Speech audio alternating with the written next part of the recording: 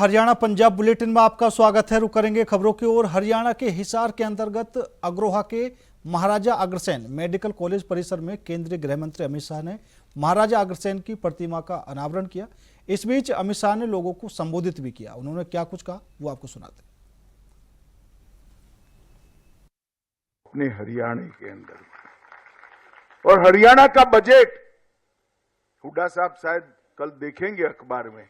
हुड्डा साहब आप 37,000 का छोड़कर गए थे, हमारे सैनी ने इसको 1 लाख करोड़ तक पहुंचाने का काम किया। 2 लाख करोड़। आज सैनी जी मेरे डेटा को सुधारते ही जा रहे हैं।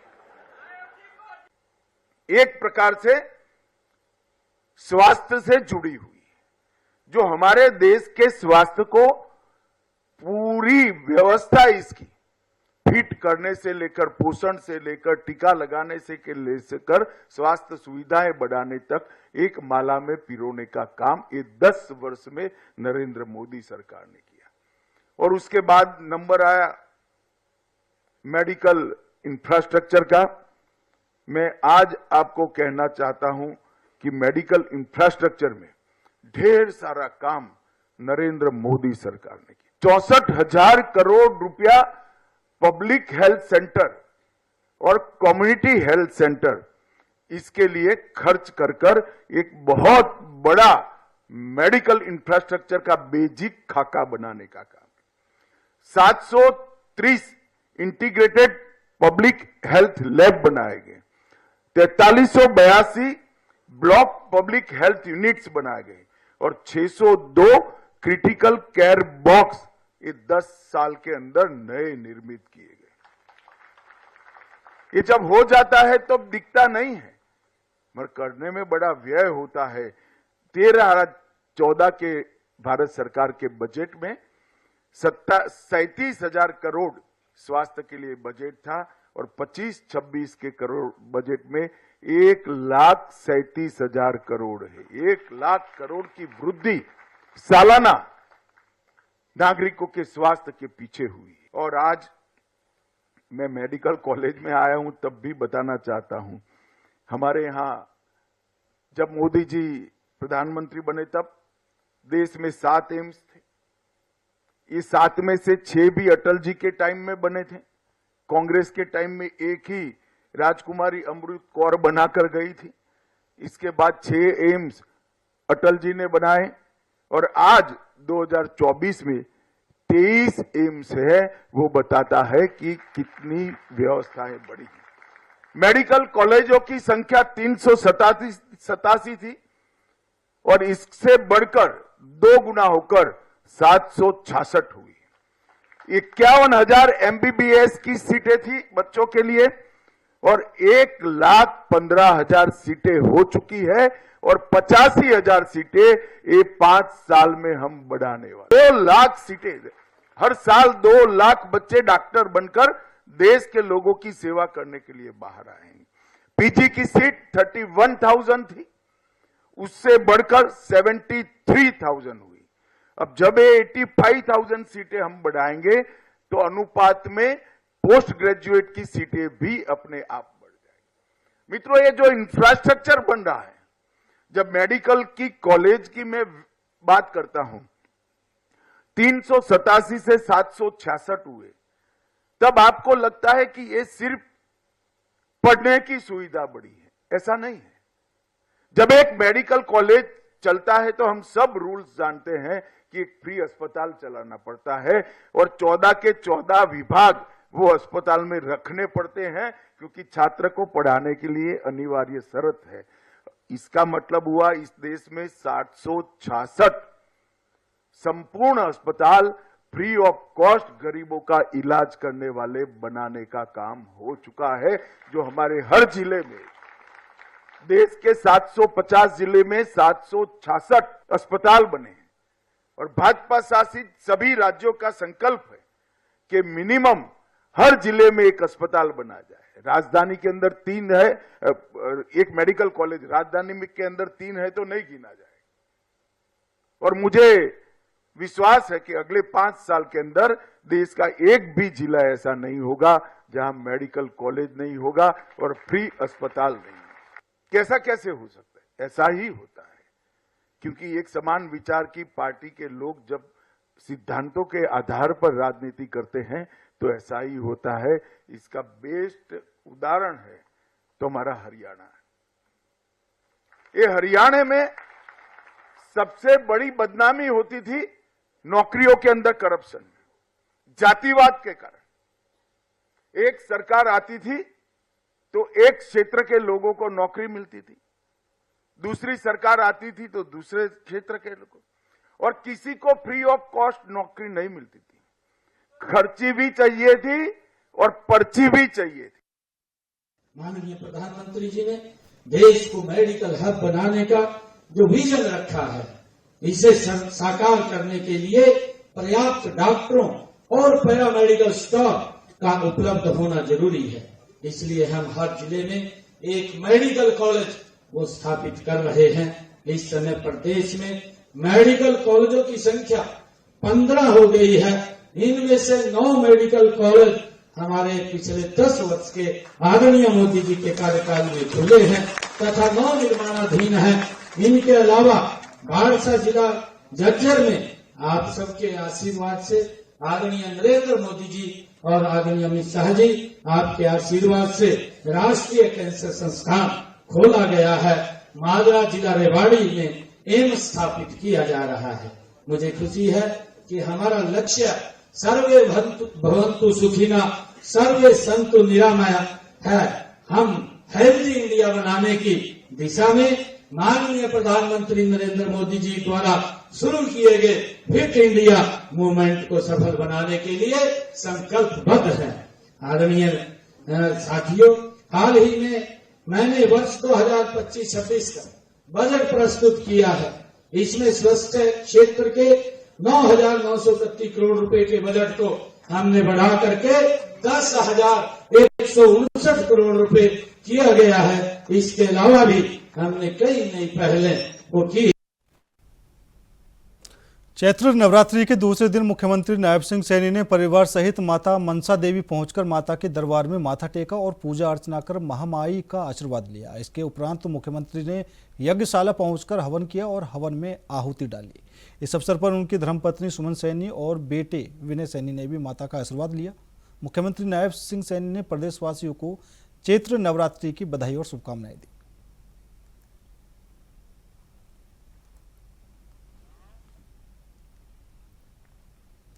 अम्बाला छावनी में स्थित 170 साल पुरानी जामा मस्जिद में आज ईद के त्यौहार पर मुस्लिम समाज के लोगों ने जमकर नमाज अदा की और एक दूसरे के गले मिलकर त्यौहार मनाया। इस अवसर पर मस्जिद में भारी संख्या में लोग जमा हुए थे, जिन्होंने ईद की नमाज अदा की और अल्लाह का शुक्रिया अदा किया। नमाज के बाद लोगों ने एक दूसरे के गले मिलकर ईद की मुबारकबाद दी और त्यौहार की शुभकामनाएं दी। इस मौके पर मस्जिद के इमाम ने लोगों को ईद के महत्व और इसके पीछे की कहानी के बारे में बताया। उन्होंने कहा कि ईद एक ऐसा त्यौहार है जो मुसलमानों के लिए बहुत महत्वपूर्ण है। नहमदुहु व नसल्ली अला रसूलिल करीम, अम्मा बाद। आज का त्यौहार तमाम दुनिया के ईमान वालों ने, मुसलमानों ने रोजे रखते हैं 29 दिन तक। 29 दिन रोजे रखने के बाद में रोजा खुला है कल शाम को, उसकी खुशी में आज त्यौहार मनाया गया है। और होता ही है, जब आदमी त्यौहार मनाता है, जब आदमी कुछ मशक्क़तें उठाता है, परेशानी उठाता है और वो पूरा कर लेता है अपनी चीज़ को, तो फिर वो खुशी मनाता है। तो ऐसे ही आज ईद का त्यौहार मनाया गया और ये पूरी दुनिया के अंदर मनाया जाता है। पूरी दुनिया के अंदर भाईचारगी का सबक दिया जाता है। जो भाईचारगी से दूर रहते हैं वो इंसानियत से खाली हैं, इंसानियत से खाली हैं। असल चीज़ अल्लाह के हम सब बनाए हुए बंदे हैं, इंसान है। इंसान से मोहब्बत रखना ही मुसलमानियत है, इंसान से मोहब्बत रखना ही इस्लाम है। अगर कोई जरा भी किसी से नफरत रखता है, अदावत रखता है, दुश्मनी रखता है, वो इंसानियत से गिरा हुआ है। इंसान सारे लोग आए, सब पूरे इलाके से लोग आए हैं। मैं मोहम्मद नाजिम अम्बाला कैंट छावनी से। ये आज का त्यौहार भाईचारे का त्यौहार है, प्यार मोहब्बत का त्यौहार है। ईद उल फितर जिसे कहते हैं, अनमोल शांति का त्यौहार है। इसमें प्यार और मोहब्बत बहुत ज्यादा होती है, एक दूसरे से गले मिलते हैं, नफरत को दूर करते हैं और प्यार मोहब्बत को पास लाते हैं। सबसे बड़ी बात यह है कि इंसानियत में सबसे बड़ी चीज है कि हम ना तो हिंदुओं को देखते ना वैसे देखते, कि मोहब्बत हर तरीके से हर इंसान से होनी चाहिए। यही हमारा अकीदा है और प्यार। जी, मेरा नाम मोहम्मद रिजवान। माशाल्लाह बहुत खुशी का मौका है, आज ईद का त्यौहार है। ये त्यौहार आपस में भाईचारगी का संदेश देता है और बहुत अच्छे से मनाया गया, प्यार मोहब्बत के साथ मनाया गया। ईद की नमाज अदा की, हमारे भाई दूसरे मज़हब के लोग भी सब आए हुए हैं, खुशी खुशी सब अपने घर गए हैं ईद में। बाकी हमारी तरफ से ईद मुबारक। नहीं, ये एक महीने का रमज़ान होता है और रमज़ान के महीने बीतने के बाद ये एक दिन हमारे लिए बड़ी खुशी का दिन। कुरुक्षेत्र के थाना टोल प्लाजा पर अब आपको पहले से ज़्यादा टोल देना होगा, क्योंकि national highway authority of India ने टोल दरों में 1 अप्रैल से बढ़ोतरी की घोषणा की है। नेशनल हाईवे 152 पर थाना टोल प्लाजा पर लागू होगी। हालांकि NHAI ने देश भर के टोल प्लाजा पर नई दर लागू की है। यहाँ पर NHAI ने पुराने टोल पर करीब 5% की वृद्धि की है। थाना टोल प्लाजा पर कार, जीप और वैन जैसे छोटे वाहनों से लेकर बड़े ट्रकों और बसों तक सभी व्हीकल को बड़ा हुआ टोल देना होगा। इसके अलावा मंथली पास बनवाने के लिए 10 रुपये ज़्यादा चुकाने होंगे। इससे हर रोज सफ़र करने वाले लोगों पर अतिरिक्त बोझ पड़ेगा। चालकों में इस बढ़ोतरी को लेकर नाराजगी भी देखी जा रही है, क्योंकि यह सीधा उनके मासिक खर्चों को प्रभावित करेगा। सर, ये 1 तारीख से लागू होगा सर। 1 तारीख से पूरा ऑल इंडिया जितना भी हाईवे का टोल प्लाजा है वो हर जगह 5% 10% के हिसाब से अपना हर जगह हमारे जी हमारे यहाँ जो है थाना टोल प्लाजा, यहाँ हर व्हीकल पे 5 रुपया, कार और पे है, आपके कमर्शियल व्हीकल पे है आपके 10 रुपया, ऐसे करके। तो यही अपना 1 तारीख को सुबह 8 बजे से पास बनता है। जैसे लोकल का है उसका पास बनता है सर, उसमें सर कुछ माइनस होके अपना उसमें भी सर 10 रुपया, जैसे 340 रुपया पहले लगता था लोकल के लिए, वो अब आपके 350 हो जाए। फिलहाल रुकेंगे छोटे से ब्रेक के लिए। ब्रेक के बाद खबरों का सिलसिला लगातार जारी है। ब्रेक के बाद एक बार फिर आप सभी का स्वागत है। रुक करेंगे अगली खबर का। सरकारी स्कूलों में बच्चों के दाखिले में बढ़ोतरी करने के लिए ई-रिक्शा के जरिए बताई जा रही सरकारी स्कूलों की खासियत। हरियाणा सरकार और शिक्षा विभाग के द्वारा सरकारी स्कूलों में बच्चों की संख्या को बढ़ाने के लिए गंभीरता से काम किया जा रहा है, जिसके लिए विशेष तौर पर उत्सव अभियान की शुरुआत की गई है। इस अभियान के तहत ज़्यादा से ज़्यादा बच्चों के एडमिशन करवाने पर जोर दिया गया है, ताकि सरकारी स्कूलों में पढ़कर बच्चे अच्छी शिक्षा लें और सरकारी स्कूलों में ज़्यादा से ज़्यादा एडमिशन हो सके। इसी कड़ी में कुरुक्षेत्र शिक्षा विभाग के द्वारा विशेष तौर पर ब्लॉक स्तर में ई-रिक्शा को रथ का नाम देकर चलाया गया है। लाउड स्पीकर के जरिए ब्लॉक स्तर के स्कूलों की खासियत के बारे में आमजन को बताया जाए। हरियाणा सरकार का इनिशिएटिव है, शिक्षा विभाग का इनिशिएटिव है, जिसमें कि हमारे नामांकन के ऊपर पूरा महीना फोकस रहेगा। सरकारी विद्यालयों के अंदर विशेष रूप से हमने एक नारा दिया है, बदल रहे हैं सरकारी स्कूल, आओ बदलाव का हिस्सा बने, चलो सरकारी स्कूल चले। और इस मुहिम के अंतर्गत ही सरकारी विद्यालयों में जो अध्यापकों को लेकर के, स्टाफ को लेकर के, इंफ्रास्ट्रक्चर को लेकर के और सरकार द्वारा विभिन्न योजनाएं जो चलाई जा रही है विद्यार्थियों के चहुमुखी विकास के लिए, उन योजनाओं को जन जन तक पहुंचाने के लिए शिक्षा रथ के रूप में हमारे विद्यालय जो है वो गांव स्तर पर अपनी प्रचार टीम भी। हरियाणा के सामाजिक और न्याय अधिकारिता मंत्री कृष्ण बेदी आज सिरसा पहुंचे और सिरसा में विश्राम गृह में मीडिया से रूबरू हो भारत रत्न डॉक्टर भीमराव अंबेडकर की 14 तारीख को हिसार में मनाई जा रही जयंती के उपलक्ष्य में सभी को निमंत्रण दिया।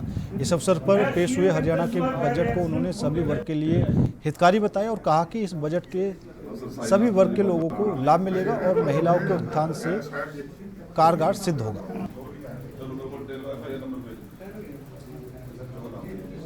बजट बड़ा हरियाणा की उन्नति और तरक्की के लिए, किसान और मजदूर की और महिलाओं की विशेष तौर से उत्थान के लिए बजट था।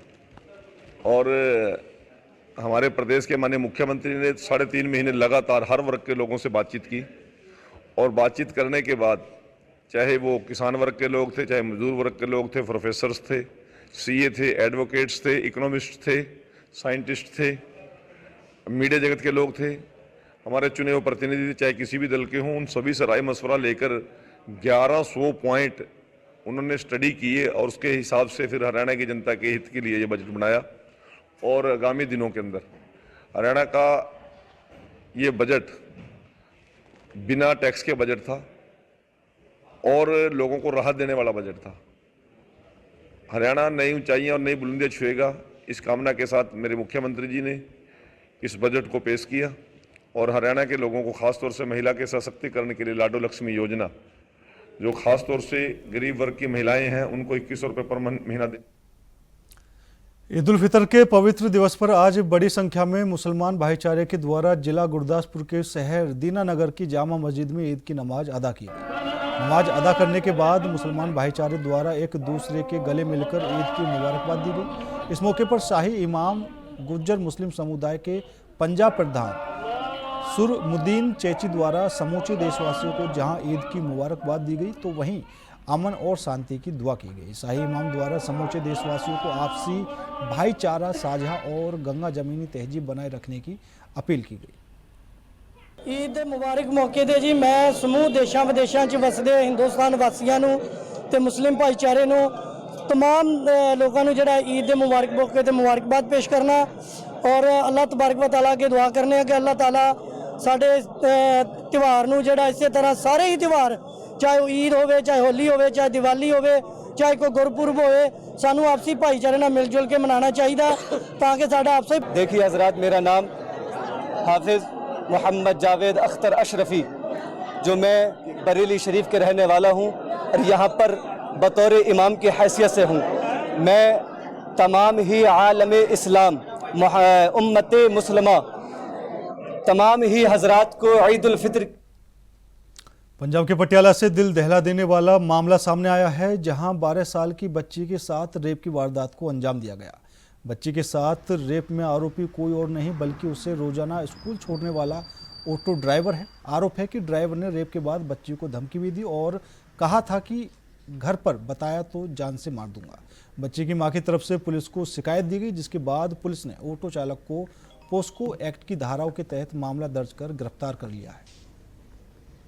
मार्च ਨੂੰ ਸਾਡੇ ਕੋਲੇ ਇੱਕ ਲੇਡੀਜ਼ ਨੇ ਇਨਫੋਰਮੇਸ਼ਨ ਦਿੱਤੀ ਸੀ ਕਿ ਉਹਦੀ ਲੜਕੀ ਨਾਲ ਆਏ ਕਰਕੇ ਗੱਲਬਾਤ ਹੋਈ ਤੇ ਉਹਦੇ ਸੰਬੰਧ ਚ ਅਸੀਂ ਇਮੀਡੀਏਟ ਉਹਦੀ ਸਟੇਟਮੈਂਟ ਲੈ ਕੇ ਅਸੀਂ ਕੇਸ ਰਜਿਸਟਰ ਕਰਤਾ ਜੀ। ਬੀਐਨਐਸ ਦੀ ਜਿਹੜੀ ਕੰਸਰਨਡ ਸੈਕਸ਼ਨਸ ਨੇ ਬੀਐਨਐਸ ਤੇ ਪੌਕਸੋ ਐਕਟ ਦੇ ਜੀ ਤੇ ਲੜਕੀ ਨੂੰ ਹਸਪੀਟਲਾਈਜ਼ ਕਰਤਾ ਜੀ। ਨੈਕਸਟ ਡੇ ਅਸੀਂ ਰੇਡ ਕਰਕੇ ਜੀ ਮੁਲਜ਼ਮ ਹੈ ਜਿਹੜਾ ਸੀ ਉਹਨੂੰ ਅਸੀਂ ਗ੍ਰਿਫਤਾਰ ਕਰ ਲਿਆ। ਲੜਕੀ ਕਿੱਥੇ ਪੜ੍ਹਨ ਗਈ ਸੀ ਸਕੂਲ ਕੀ ਕਰਨ ਗਈ ਸੀ ਲੜਕੀ? ਇੱਥੇ ਕਲੋਨੀ ਹੈ जी ਉੱਥੋਂ। यमुनानगर के गांव तिंगरा में समाजवादी पार्टी के राज्यसभा सांसद रामजीलाल सुमन द्वारा दिए गए महान सूरवीर महाराणा सांगा जी के अपमान पर गांव-गांव जाकर अखिल भारतीय क्षत्रिय महासभा की टीम ने रामजीलाल और समाजवादी पार्टी के अध्यक्ष अखिलेश का पुतला दहन अभियान के तहत गांव तिंगरा में जलाया। इसके साथ साथ ही सांसद की सदस्यता समाप्त करने को लेकर ज्ञापन भेजा। गुरदीप राणा ने बताया कि माननीय भारत के राष्ट्रपति से अनुरोध है कि भारत और मेवाड़ राजस्थान की वीर भूमि के शूरवीर महाराणा सांगा जी की संसद में गलत इतिहास बताकर अपमानित किया बहुत ही निंदनीय और पीड़ादायक है और हिंदुओं की भावनाओं के साथ खिलवाड़ है। मंडल अध्यक्ष नाहरपुर हल्का रादौर यमुनानगर। मैं तो माननीय योगी जी से यही अपील करूंगा कि इसको या तो सख्त से सख्त सजा दी जाए। अगर कानून में इसकी सज़ा के लिए कोई प्रावधान नहीं है तो उसके लिए हमें बताया जाए, सज़ा देने में हम सक्षम हैं और इसको सज़ा अच्छी तरह से देंगे। हमारा समाज इस बात पे बहुत ज़्यादा आक्रोशित है। 36 पटियाला में आर्मी की कर्नल बाथ की पुलिस इंस्पेक्टर की पिटाई का मामला प्रकाश में आया है। एसआईटी के मुखी एडीजीपी एएस राय अगुवाई में पटियाला जांच के लिए बनाई। आपको बता दें कि झगड़े वाले स्थान राजेंद्र हॉस्पिटल के बाहर ढाबा में पहुंचकर जांच की।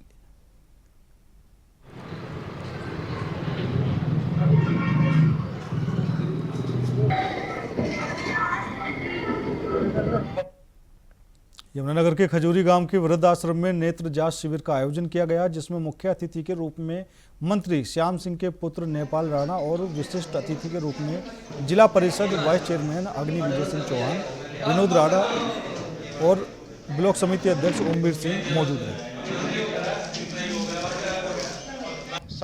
संसद में राज्यसभा सांसद ने हमारे महापुरुष और सभी जातियों के महापुरुष, हिंदू तब के महापुरुष महाराणा सांगा पर अपमानित किया और गद्दार कहा। ये हमारे लिए बहुत कलंक की बात है। ये पूरे राजस्थान, वीर राजस्थान धरा के लिए कलंक की बात है, पूरे भारत के लिए कलंकित करने। एक फाउंडेशन है जो मानवता का एक ऐसा कार्य कर रही है जिसकी सराहना हम सबको करनी चाहिए। फाउंडेशन का नाम है मानवता जनशक्ति फाउंडेशन, जिसके जिलाध्यक्ष हमारे चंद्रपाल राणा जी, हमारे मुकेश राणा जी, हमारे पंचायत मेंबर कृष्ण राणा जी, ये सब लोग एक ऐसा कार्य कर रहे हैं। हमारे डॉक्टर साहब हैं जो इस आज का कैंप को टेस्ट का है, आई टेस्ट का है, और इस कैंप में फ्री निःशुल्क ये पिछले कई सालों से करते आ रहे हैं, और आप सब लोगों के सहयोग से आने वाले कई सालों तक इसी तरह ये कैंप चलता रहेगा। और इसमें जितने भी गांव हैं धीरे धीरे करके कवर कर रहे हैं, और सारे गांव को निःशुल्क जांच और चश्मा बना के दे रहे हैं, आई टेस्ट कर रहे हैं। पटियाला के लक्कड़ मंडी में पुरानी रंजिश के चलते दो ग्रुपों के बीच झगड़ा हो गया, जिसमें एक व्यक्ति ने अपने साथियों के साथ मिलकर दूसरे व्यक्ति पर चाकू मारकर उसकी हत्या कर दी। इस इलाके में हड़कंप मच गया। स्थानीय लोगों ने आनन फानन में घायल को अस्पताल में भर्ती कराया, जहां इलाज के दौरान व्यक्ति की मौत हो गई। वहीं पुलिस ने आरोपी के खिलाफ मामला दर्ज करके कार्रवाई शुरू कर दी। 10:30 ਵਜੇ ਲੱਕੜ ਮੰਡੀ ਕੋਲੇ ਲੜਾਈ ਹੋਈ ਹੈ, ਦੋ ਤਰ੍ਹਾਂ ਦੀ ਆਪਸੀ, ਜਿਹਦੇ ਚ ਇੱਕ ਲਵਿਸ਼ ਨਾਂ ਦੇ ਮੁੰਡੇ ਨੇ ਤੇ ਉਹਦੇ ਸਾਥੀਆਂ ਨੇ ਕੇਰ ਸਿੰਘ ਨਾਂ ਦੇ ਵਿਅਕਤੀ ਨੂੰ ਛੁਰਾ ਮਾਰਿਆ ਸੀ, ਜਿਸ ਸਬੰਧ ਚ ਕੇਰ ਸਿੰਘ ਦੀ ਪਹਿਲਾਂ ਹਸਪਤਾਲ ਪਹੁੰਚਣ ਤੋਂ ਬਾਅਦ ਅੱਜ ਸਵੇਰੇ 3:45 ਕਰੀਬ ਡੈਥ ਹੋ ਗਈ ਹੈ, ਜਿਸ ਸਬੰਧ ਚ ਮਰਡਰ ਦਾ ਮੁਕੱਦਮਾ ਦਰਜ ਕਰਕੇ ਲਵਿਸ਼ ਤੇ ਇਹਦੇ ਕੁਝ ਸਾਥੀਆਂ ਨੂੰ ਰਾਉਂਡ ਅਪ ਕੀਤਾ ਗਿਆ, ਜਿਸ ਸਬੰਧੀ ਇਨਵੈਸਟੀਗੇਸ਼ਨ ਜਾਰੀ। ਕਾਰਨ ਕੀ ਸੀ ਸਰ? कारण इन्हां दी आपसी रंजिश सी, बैठे बैठे एकदम। पंजाब सरकार और पंजाब पुलिस ने नशे के खात्मे के लिए विभिन्न कदम उठा रही है। इसी बीच हरियाणा का एक व्यक्ति नशे की रोकथाम के लिए पूरे भारत में पैदल यात्रा कर रहा है, जिसमें वह सड़क पर सीधे चलते हुए डंडे के बल पर उठक बैठक लगाते हुए युवाओं से नशा छोड़ने की अपील कर रहा है। घुस चुका है, इसलिए उन नशे के कारण वो बहुत बर्बाद हो चुके हैं। इसलिए हमने एक अभियान चलाया कि नशे को भगाओ और युवाओं को जगाओ। तो हम हुसैनी वाला बॉर्डर से चले थे 23 तारीख को, और हम आज 8 दिन हो गए लगभग। हमें चंडीगढ़ तक जाना है, उसके बाद हरियाणा में ये हम यात्रा निकाल रहे हैं। हर जगह ऐसा माहौल बनाते हैं ताकि युवा जागे और नशा भागे। भी चल लेते हैं, कभी 20 चल लेते हैं, कभी 15 चल लेते हैं। 15 से 30 किलोमीटर तक की हमारी एवरेज आती है। रनिंग से चलते हैं और पुशअप लगाते हुए भी चलते हैं। सुबह 20 किलोमीटर निकाल के दोपहर का सटे करते हैं, और फिर करीबन 4 बजे निकल लेते हैं, फिर शाम को 8 बजे तक 7 बजे तक फिर सटे करते हैं। फिलहाल मेरे साथ इस बुलेटिन में इतना ही। बाकी देश और दुनिया की तमाम खबरों के लिए देखती रहिए इंडिया वॉइस।